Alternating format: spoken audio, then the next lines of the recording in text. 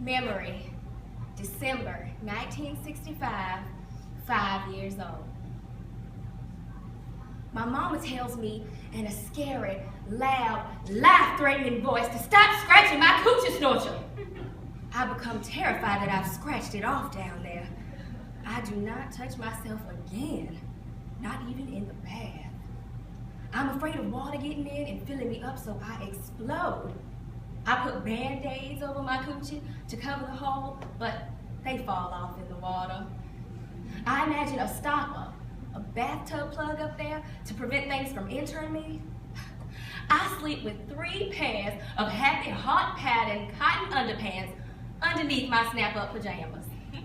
I still want to touch myself sometimes, but I don't.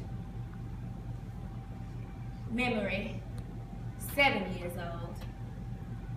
Edgar Montaigne, who is 10, gets angry at me and punches me with all his might right between the legs.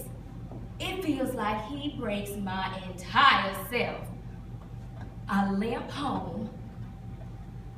I can't pee. I can't pee.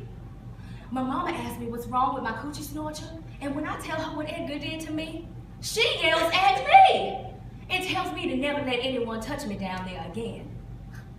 I try to explain, he didn't touch it, Mama. He punched it. Memory, 9 years old. I play on the bed, bouncing and falling, and impale my Coochie Snorcher on the bedpost. Lord, I make high-pitched screaming noises that come straight from my Coochie Snorcher's mouth. I get taken to the hospital, and they sew me up down there from where it's been torn apart. Memory, 10 years old. I'm at my father's house, and he's having a party upstairs. Everyone's drinking, and I'm playing alone in the basement and trying on my new white cotton underpants and bra that my father's girlfriend gave me. And suddenly, my father's best friend, Alfred, big man, comes up behind me and pulls my new underpants down and sticks his big, hard penis right into my Coochie Snorcher. I scream, I kick, I try to fight him off, but he already gets it in. My father's there then, and he has his gun. And there's this loud, horrible noise, and then there's blood all over Alfred. And me. And I'm sure my Coochie Snorcher's finally falling out. Alfred's paralyzed for life, and my mama doesn't let me see my father again for 7 years.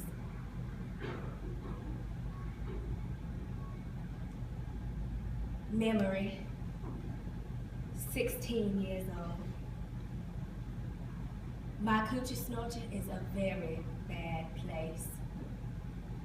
It's a place of pain, nastiness, punching, invasion, and blood.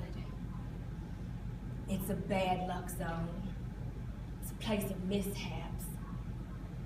I imagine there's a freeway between my legs and I'm traveling, going far, far away from here. Memory, 17 years old.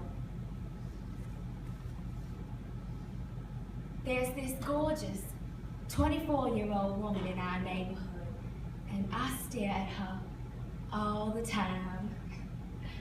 One day, she invites me into her car. She asks me if I like to kiss boys, and I say, I do not like that. And then she says she wants to show me something. And she leans in and kisses me so softly on the lips with her lips.